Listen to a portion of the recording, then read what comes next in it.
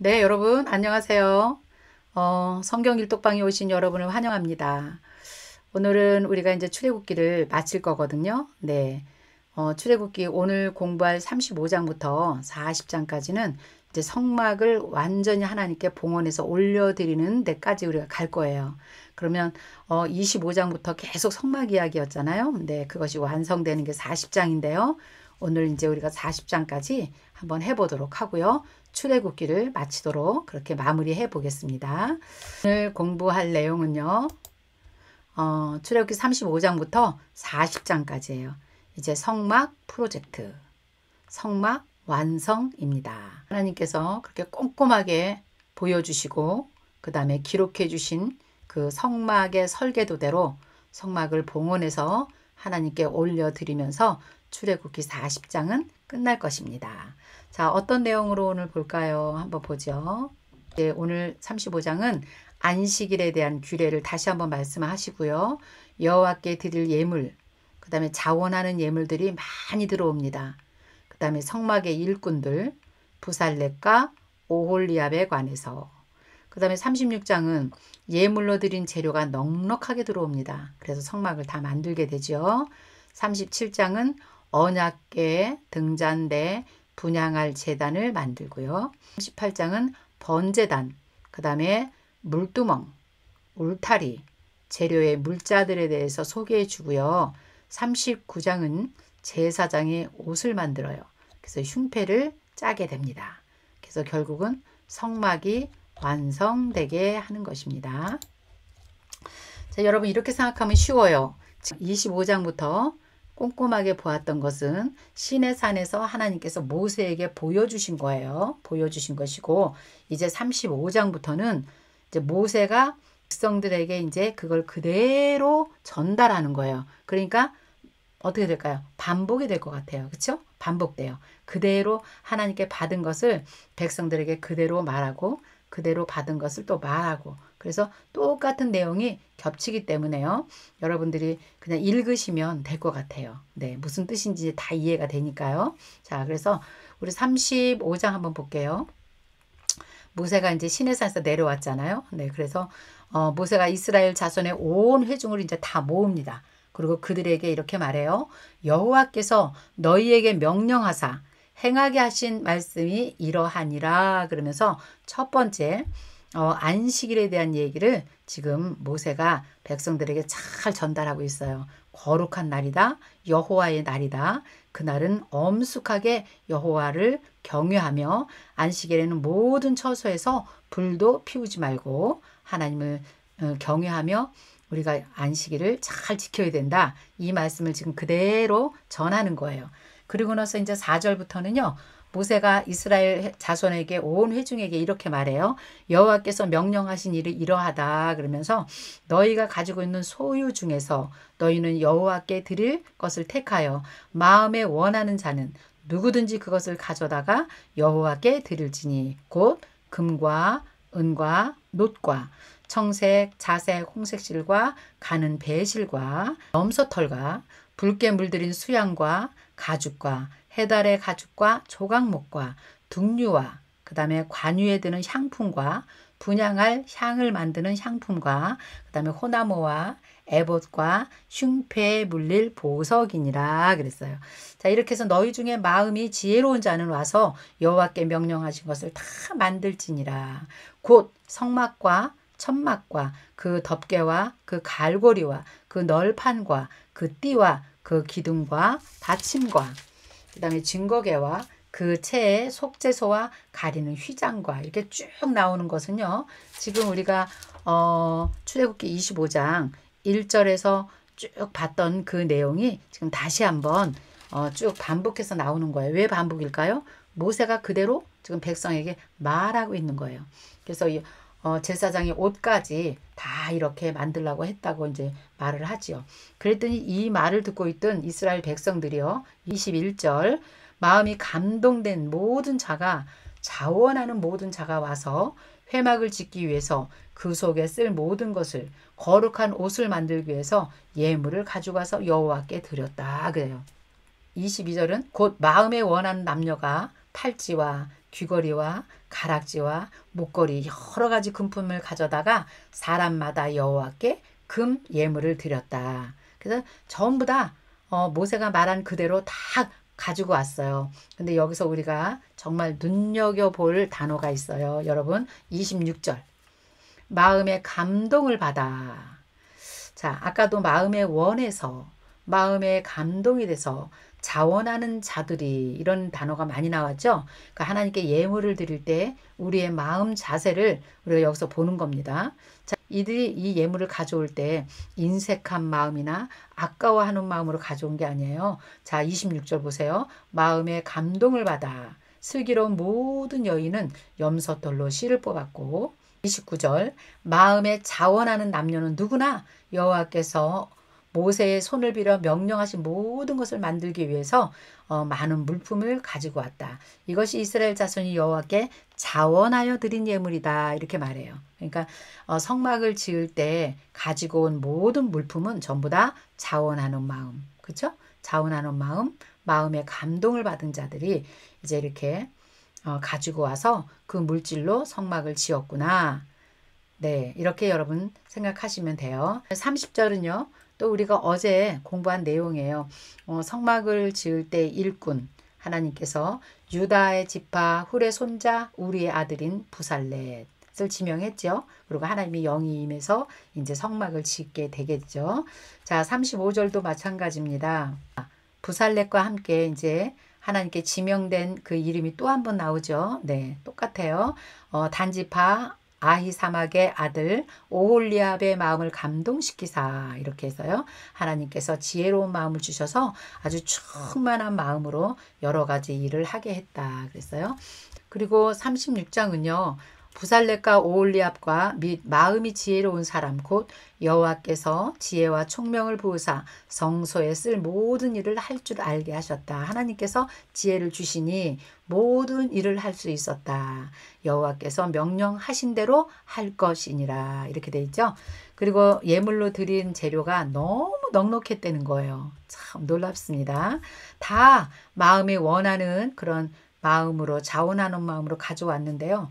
얼마나 많이 가져왔는지 자 보세요. 6절 볼게요. 모세가 명령을 내리매 그들이 진중에 공포하여 이르되 남녀를 막론하고 성소에 드릴 예물을 이제 다시 만들지 말라.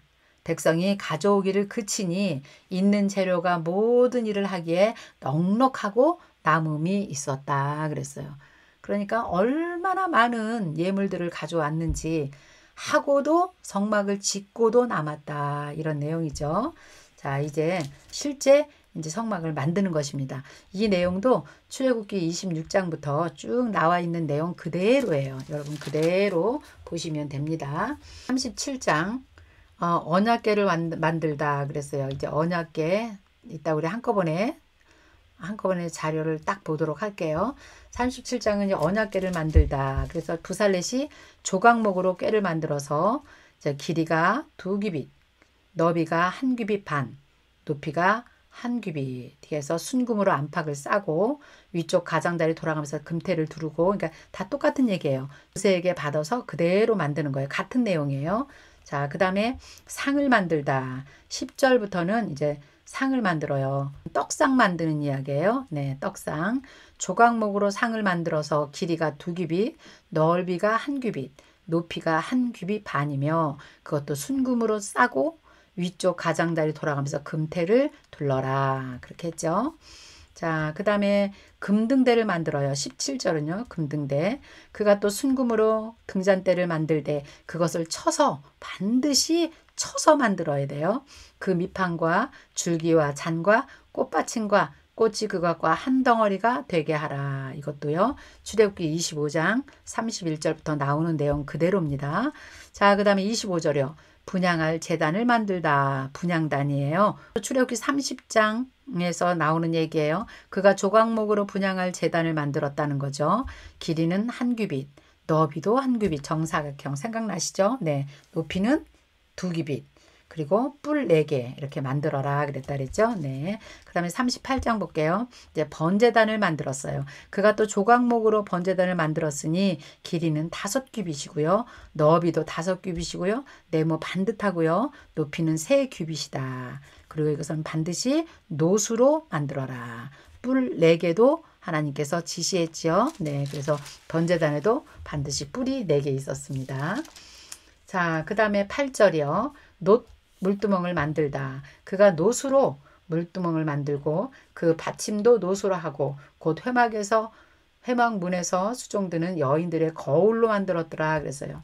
참 여기서 특이한 게 뭐냐면요. 물두멍은 사이즈가 없었다 그랬죠. 네, 사이즈가 없었고 항상 물이 차 있어야 되고 그 다음에 노수로 만들어라 이렇게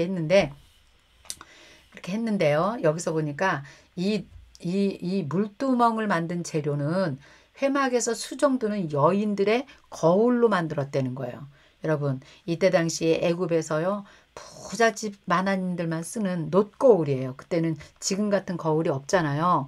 그런데 애굽에서 나올 때 이 여인들이 가지고 나온 게 뭐냐면 놋거울들을 가지고 나온 거예요. 너무 갖고 싶었던 거죠, 여인으로서는. 그런데 여기 보니까 이 물두멍이 그 여인들의 놋거울로 만들었다는 거예요. 다른 말로 말하면 가장 소중한 것으로 하나님께 드려서 물두멍을 만들었다. 이렇게 생각하면 돼요. 그때 당시에 여인들에게 놋거울은 가장 소중한 거였거든요. 네, 여인들에게 화장이라는 그거는 대단하잖아요. 그러니까 그 노예들이 그 놋거울이 얼마나 갖고 싶었겠어요. 그래서 자기들도 갖고 싶어서 가지고 나온 건데 그것으로 물두멍을 만들었다는 거 참 특이하죠. 네.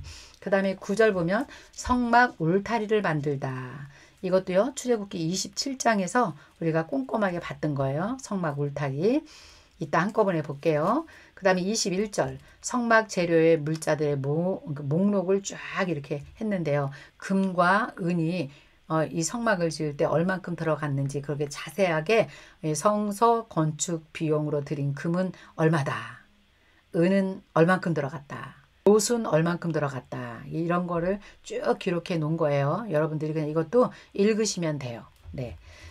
자, 그 다음 39장이요. 그들은 여호와께서 모세에게 명령하신 대로 청색, 자색, 홍색 실로 정교한 옷을 만들죠. 제사장 옷을 만들어요. 이 옷은 거룩한 옷이라 그랬어요.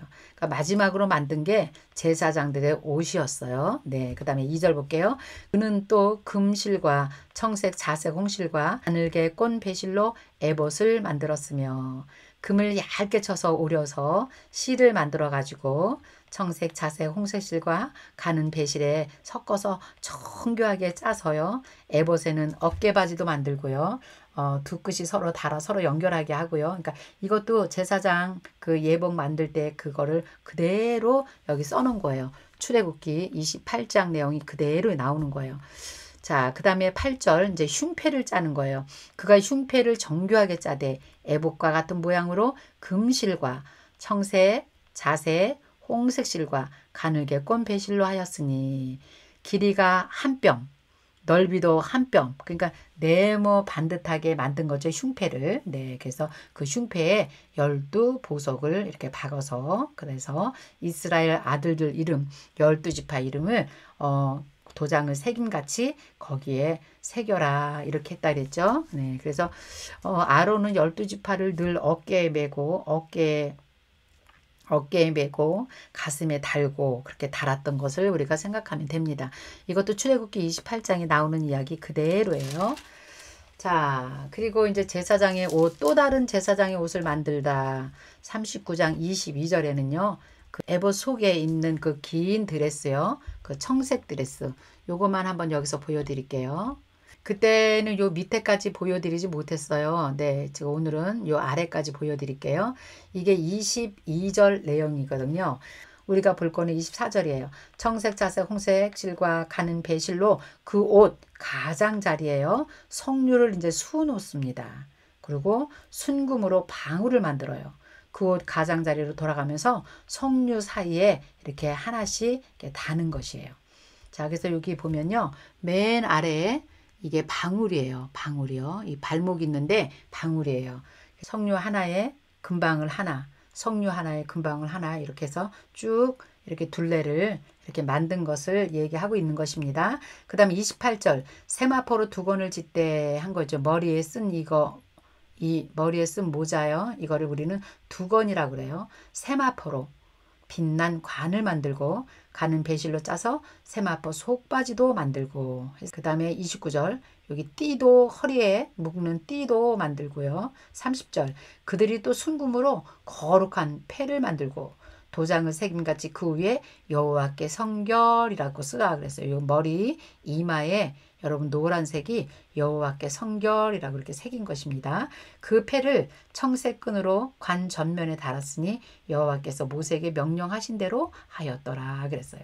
이제 32절이에요. 이스라엘 자손이 이와 같이 성막 곧 회막의 모든 역사를 마치되 여호와께서 모세에게 명령하신 대로 다 행하고 그들이 성막을 모세에게로 가져왔으니 그 막과 그 모든 기구 그 다음에 갈고리, 널판, 그 띠들과 그 기둥들, 받침, 붉은 물들인 수양, 가죽, 그 다음에 덮개, 해달의 가죽 덮개, 그 다음에 가리는 휘장, 또 증거개랑 같이 놓는 채들, 그 다음에 속죄제, 그 다음에 떡상에 진설병 올려놓고 또 37절 순금 등잔대 그 다음에 등잔대와 그 모든 기구들 그 다음에 38절 금제단과 황유 여러분 기름 생각나시죠? 기름도 만들어서 다 그 안에 있는데 그 안에 있는 성구들에게 다 발라라. 향기로운 향. 네. 놋제단과 놋 그물과 그 채들 그 모든 기구와 물두멍 그 받침 뜰의 포장들과 그 기둥과 그 받침과 뜰의 휘장 그다음에 말뚝 거기서 사용하는 모든 기구들 성소에서 섬기기 위해서 정교하게 만든 거룩한 옷 제사장의 옷 여호와께서 모세에게 명령하신 대로 이스라엘 자손이 모든 역사를 다 마침에 모세가 그 마친 모든 것을 본즉 여호와께서 명령하신 대로 되었더라. 모세가 그들에게 축복하였더라 그랬어요. 자, 여기서 우리가 눈여겨볼 게 뭐냐면 명령하신 대로라는 말이 굉장히 많이 나옵니다. 40장에 보면요. 정말 명령하신 대로 그러니까 그대로 만들었다는 거예요. 그래서 이제 우리가 마지막 40장만 남겨놓고 있는데요. 40장 내용을 한번 볼게요. 이제 이렇게 다 만든 것들을 갖고 와서요. 성막을 완전하게 봉헌해 드립니다. 40장 1절이요. 여호와께서 모세에게 말씀하여 이르시되 너는 첫째 달 초하루에 성막 곧 회막을 세우고 그러니까 성막을 세우는 날은 1월 1일이에요. 하나님이 날짜를 주세요. 자, 3절 증거궤를 먼저 들여다 놓고 또 휘장으로 그 궤를 가리고 그랬어요. 자, 증거궤를 맨 처음에 들여다 놓고요. 휘장으로 가려라 그랬습니다. 휘장으로 가려라 했어요. 아까 그 금등대를 이 천사 그룹 있는 그 안에 거기다 놓고요. 이제 거기를 휘장으로 가리도록 하나님이 했어요. 그 다음에 4절 볼게요. 또 상을 들여놓고 그 위에 물품을 진설하고 등잔대를 놓아라 그랬습니다. 그리고 금향단을 증거궤 앞에 두고 성막문에 휘장을 달고 이 말이 지금 여러분 여기 그림에 나와 있는 그대로예요.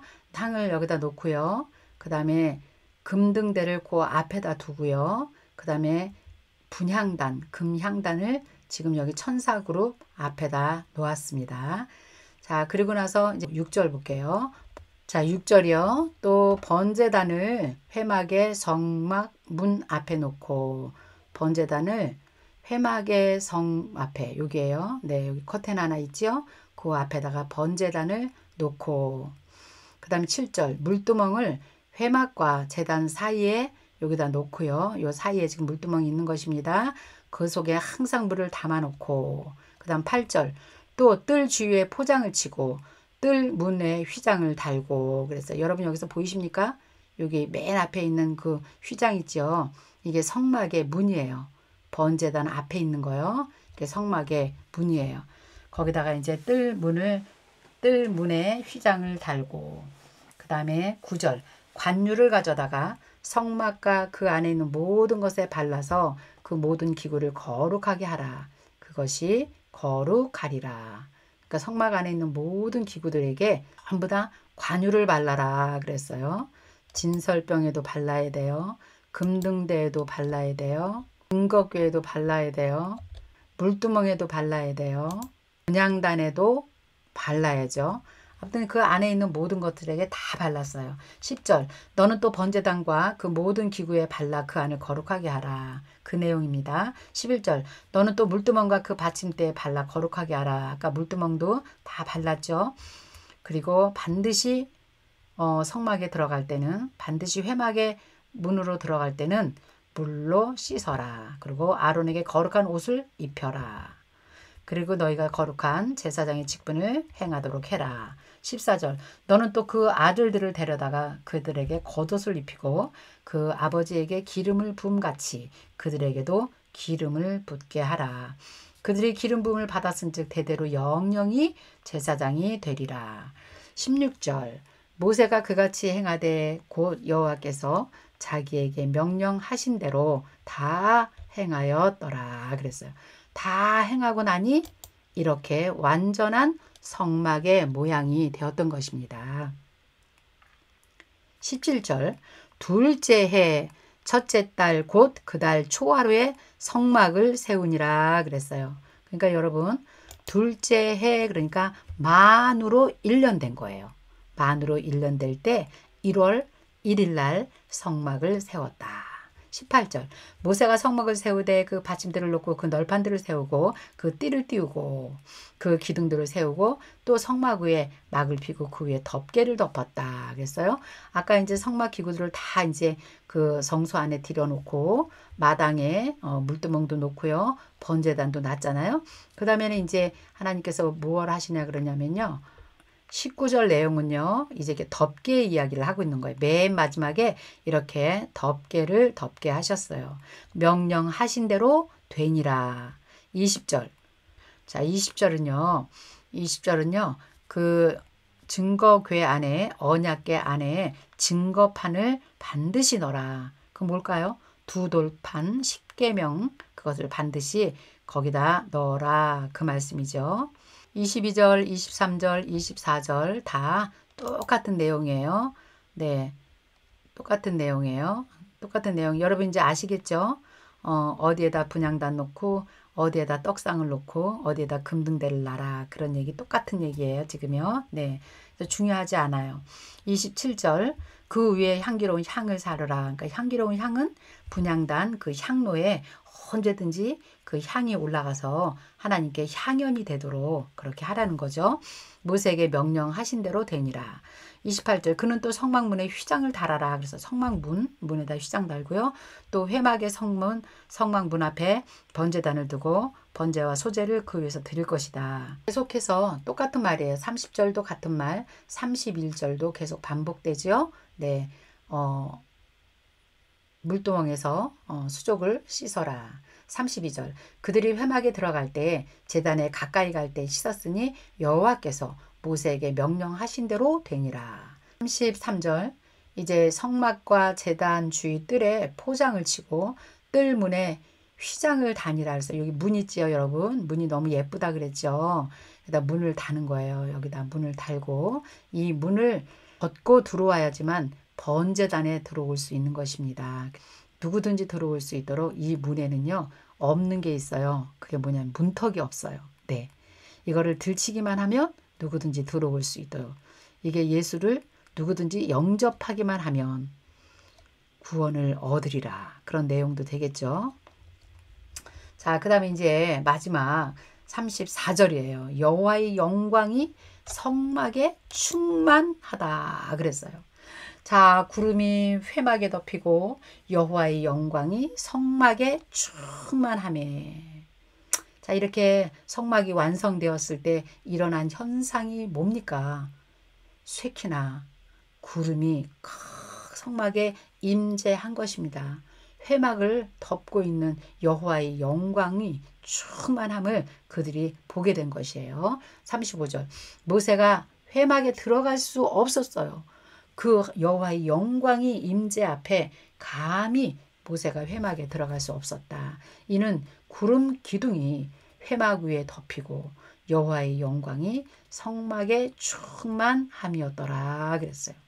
구름 기둥, 불 기둥이 이제부터 성막 위에 떠오르기 시작할 것입니다. 하나님의 성막이 완성되었을 때 그때야 비로소 구름 기둥과 불 기둥이 등장하는 것. 이것도 너무 큰 의미가 있지 않습니까? 저와 여러분의 심령 안에 이게 온전한 하나님의 전이 세워질 때 그때야 비로소 하나님의 구름 기둥과 불 기둥이 우리를 인도하는 것을 우리가 알게 되는 거죠. 똑같은 현상입니다. 36절 여호와의 영광이 성막에 충만했다는 건 뭐예요? 네, 샤켄 하시면서 이제 내가 너희들과 함께 성막에 내가 있겠다. 너희와 함께 가겠다 하는 표시예요. 그 성막 위에 그 높은 시내산 위에 모세만 올라가서 하나님의 영광을 구름 사이에서 봤었잖아요. 그런데 이제 하나님께서 그 성막 위에 직접 나타나셔서 이스라엘 모든 백성들에게 다 보이시고 샤켄 하면서 너희와 함께 가겠다. 36절 구름이 이제 성막 위에 떠오를 때는 이스라엘 자손이 그 모든 행진하는 길에 앞으로 나아가고 37절 구름이 떠오르지 않을 때는 떠오르는 날까지 나가지 아니하였으며 낮에는 여호와의 구름이 성막 위에 있고 밤에는 불이 그 구름 가운데 있음. 이스라엘 온 족속이 그 모든 행진하는 길에서 그들이 눈으로 보았더라 그랬어요. 여기 너무너무 깊은 의미가 있어요. 여러분 이제부터는요 하나님께서 성막 가운데 임재하실 때 이렇게 구름으로 이제 나타나실 건데요. 자, 이 구름이 낮에는 구름 기둥으로 그 다음에 밤에는 불 기둥으로 이 성막을 비춰주시고 성막을 중심으로 이게 12지파가 성막을 중심으로 12지파가 이제 살아가고 있을 것입니다. 구름 기둥이 뜨면 이스라엘 백성들은 이제 천막을 다 걷어서 이제 움직이는 거예요. 어디까지 갈까요? 구름 기둥만 보고 가는 것입니다. 그러다가 구름 기둥이 멈추면 거기서 다시 성막을 또 피고 12지파가 성막을 중심으로 이제 살아가게 되는 것이죠. 자, 그렇게 하는데 37절도 이제 중요합니다. 구름이 떠오르지 않을 때는 떠오르는 날까지 기다려요. 자기들 마음대로 이걸 다 철수시켜서 메고 움직이고 가는 것이 아니라 구름이 떠오르지 않을 때는요. 이스라엘 백성들이 1년이고 2년이고 그냥 있어요. 그러나 구름이 뜨면 그때야 비로소 움직이는. 자, 이런 것들이요. 정말 우리에게 주는 영적 깊이는 너무 깊습니다. 우리 성도님들에게 주는 귀한 메시지이기도 해요. 근데 우리가 마음대로 우리 뜻대로 내 생각대로 움직이면서 신앙생활 하는 것이 아니라 성막 위에 구름 기둥이 떠오를 때야만 그 성막을 다 철수해서 메고 가듯이 우리도 하나님의 사인이 있을 때 우리가 움직이는 신앙생활을 하는 이런 것들을 우리가 잘 배워야 될 것 같아요. 그렇죠? 우리 마음대로가 아니라 하나님의 구름 기둥이 뜰 때 그때 하나님 함께 움직이는 그런 신앙생활을 하는 성도님들이 되셨으면 좋겠습니다. 자, 이렇게 해서 출애굽기 40장은 둘째 해 만 1년 1월 1일에 성막을 세워드렸다. 그래서 저희가 이렇게 한번 써봤습니다. 여러분. 성막의 모든 역사를 마치다. 출애굽기 40장 명령하신 대로 명령하신 대로예요. 성막 봉헌하다. 자, 이렇게 해서 40장이 끝나게 되는 것입니다. 자, 우리 그러면 처음에 우리가 출애굽기 시작할 때 지도 여러분 생각나세요? 네. 출애굽기 지도 오랜만에 한번 보고요. 마지막 40장은 성막 봉헌으로 끝나는 것을 기억하시면서 오늘 시간 마치도록 하겠습니다. 자, 이집트에서 시내산까지 모세가 혼자 나오고요. 하나님을 만난 모세가 백성들을 구하러 이집트로 들어가지요. 그 백성들 데리고 나왔어요. 2개월 걸려서 시내산까지 오지요. 여기 도착했을 때가 출애굽기 19장이에요. 그리고 이제 여기서 하나님께서 세 가지를 하셨다 그랬죠. 시내산에서 언약하시고 법을 주시고 그 다음에 성막 봉헌해드리고요. 이제 출애굽기가 끝나는 것입니다. 자, 여러분 긴 시간이지만 자, 우리가 처음부터 출애굽기를 보고 쫙 40장까지 이렇게 쭉 진행되는 것을 보신 분들은 참 재밌게 성경을 읽으셨을 것 같아요. 그러나 두문두문 보신 분들에게는 좀 이게 이야기가 연결이 안 될 수도 있어요. 그러니까 여러분 잘 이렇게 1장부터 40장까지 잘 여러분들이 성경 보시면서 성경을 이렇게 재미있게 보시면 그 다음 민수기 이야기는 뭘까 하고 또 기대가 돼요. 네, 그래서 다음 시간에는 우리 민수기로 또 공부하면서 여러분들을 찾아뵙겠습니다. 여러분 수고하셨습니다. 안녕히 계세요.